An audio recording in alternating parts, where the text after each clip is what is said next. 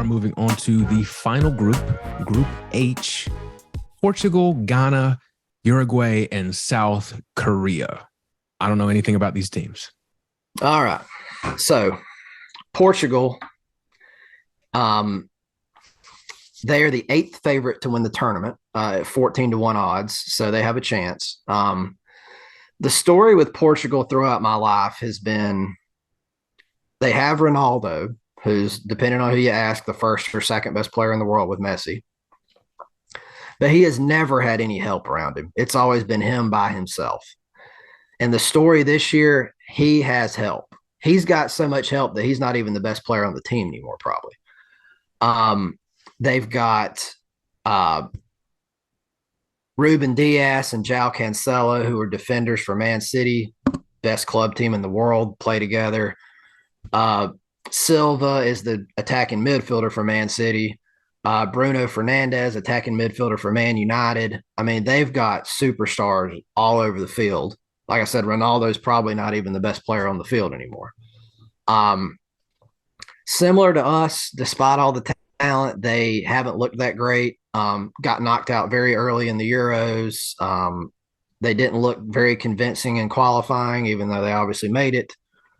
But yeah, there's just, you look at that roster, I don't give a shit what their actual record is. I'm impressed with just the talent. So yeah, the story, I'm still going to say the best player is Ronaldo, even though I just said he's not the best player. He's 37 years old. He always shows up in big games. I don't know if his ego is so big or what, but he just refuses not to be center stage in these big games. He's 37. Like I said, this is his last World Cup in all likelihood. There's no way he's not going to make a splash. He's just too much of a center stage superstar player not to, make a scene in a good way. Yeah, he's really, I lied. I do know him, obviously, from Portugal. Yeah. But I didn't even know he was from Portugal, which I guess is his fault and his team's fault because they haven't given him any talent. So I take no blame.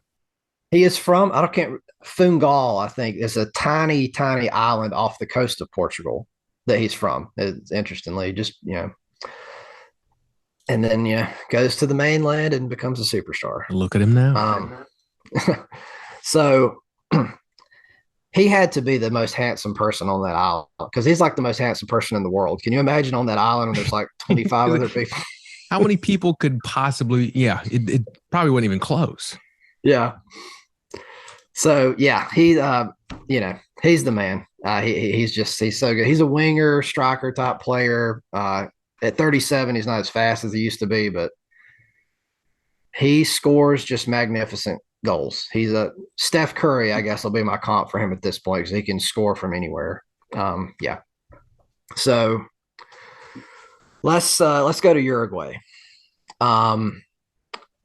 So similar kind of to Belgium and Croatia, this is another tiny, tiny country here. They've got like 5 million people themselves, I think. And yet they always just produce outsized amounts of talent. If you know your geography at all, you've got Brazil, big country, Argentina, big country below it. These are the best countries soccer-wise. And there's a little tiny country in the middle of those that you barely see on the map, and that's Uruguay. And yet they compete with Brazil and Argentina. I guess they got a chip on their shoulder or whatever, but it's more than that. Like they legitimately produce the talent. So all that being said, you look at their roster and it's not as much talent as it usually is. Not as many known players. Luis Suarez, who I'm sure you know, the guy who likes to bite people, the guy who likes to stop goals with his hand, even though he's not a goalkeeper. Very unorthodox way of playing, but effective. Yeah. He's in his mid 30s now.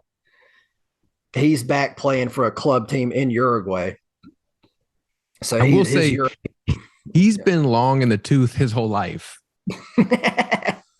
Damn, thank God I used that for the first time earlier, so you can say that now. Yeah. He multiple times he has just bitten players. I mean, it's like at least 3 or 4 times this has happened. And Uh, so I want to take a break and talk to you about the. Do you remember when he used his hand to stop a goal in the World Cup? What year was that? I think it was. It was either 10 or 14. I think it was 10. Because I Yeah, it was remember, 10 I because it was remember, against Ghana. I vaguely remember this story. Okay, so I want to get your opinion on this as a non-soccer but big sports guy, because this is a huge debate. Like this debate still rages on the internet amongst soccer fans. So the situation was this: they were in extra time, about the 118th minute or something like that, out of 120. If the game is still tied at that point, it goes to penalties. Okay. Um, Game is tied. Ghana is clear in on goal. Like they got a great shot at goal. They shoot what will almost certainly be the game winner if it goes in. Suarez just unabashedly, he's a striker, but he happened to be near the net because it was a corner, and that everybody's back near the net. So he just sticks his hand up and fucking like almost catches the ball. Just he didn't try to hide it, didn't try to trick anybody. He just did it, and that's a penalty.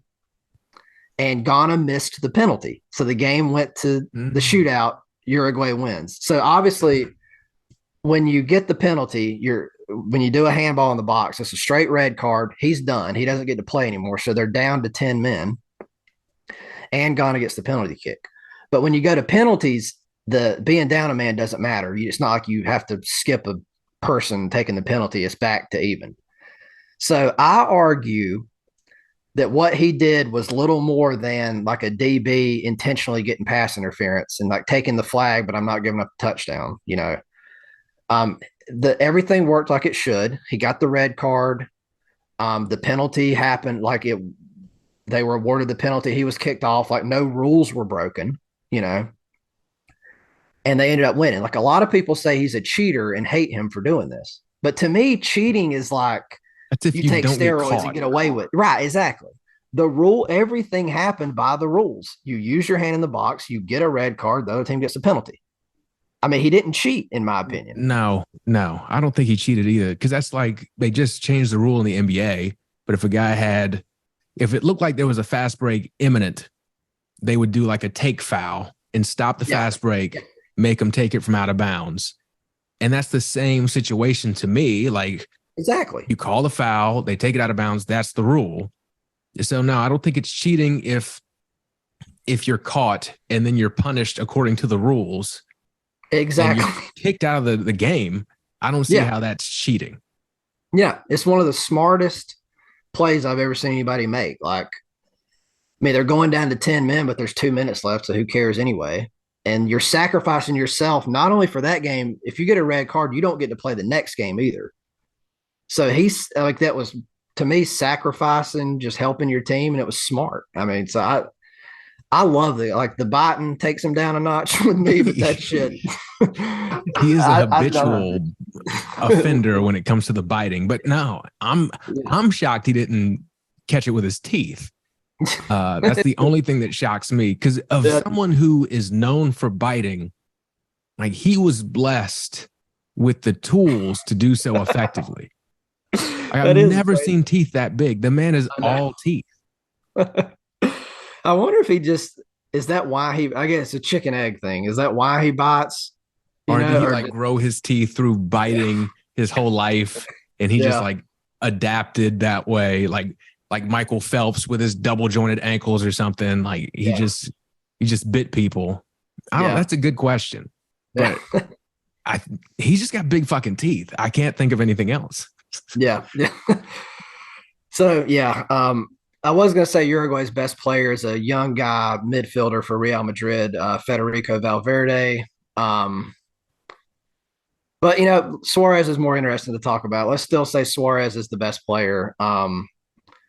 Striker in his day, like I said, he's old. He's not who he used to be, but in his day, he was like my favorite striker to watch, because when he wasn't biting people or handballing, he's not in any way goofy. Like he does have the British teeth, but he's not goofy like Harry Kane in any way. Like, but he doesn't look like a great soccer player. Like there's not like if you were rating all of his skills on FIFA, like he'd be like a 75 or 80 on everything, right? Pace, dribbling, passing, everything. But fucking putting the ball in the back of the net, 1,000. Like, I mean, just from any angle, just clairvoyant. And like, if there's a loose ball, boom, he's there. Boom, it goes in. Like he was a pure scorer, and that's all he did. And bite people, and that don't go away. Like that instinct, clearly he's less physically capable of doing a lot of that, but that instinct's got to still be there. Like he's still going to score in this World Cup. And he might bite someone too. Yeah. He's got that. That'd be the way to go out, man. He really should. He should. That'd be like the perfect ending. Just like handball, bite the ref, leave.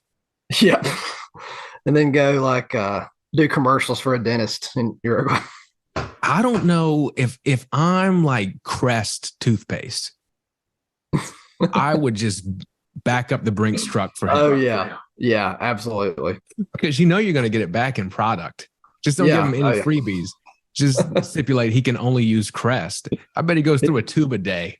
I was about to say he goes through one tube every time he brushes his teeth. So he's like he's a great customer to Crest anyway.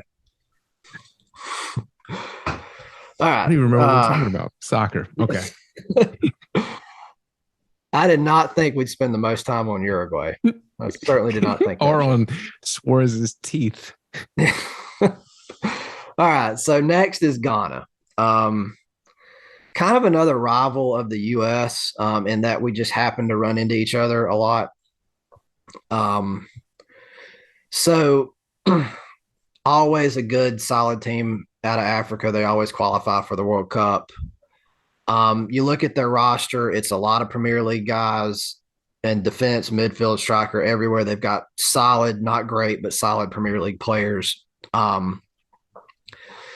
Up top, they've got two brothers that they're not twins, but they look just alike, and they're like the strike partnership kind of, Andre and Jordan Ayew. Andre decided he was done playing real soccer in the Premier League and went and played in the Saudi League to get paid. And his brother still is toiling away playing real soccer in the Premier League, but they're both good.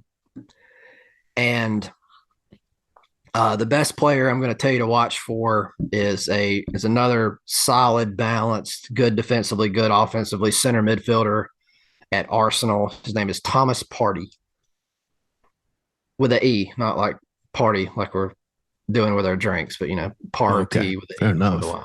Yeah.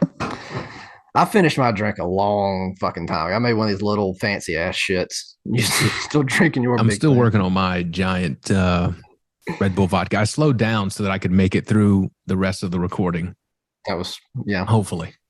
I'll have another one for the U.S.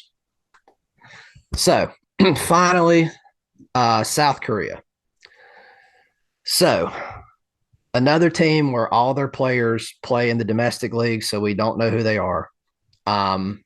Historically, they've played a very fun, high-octane attacking style.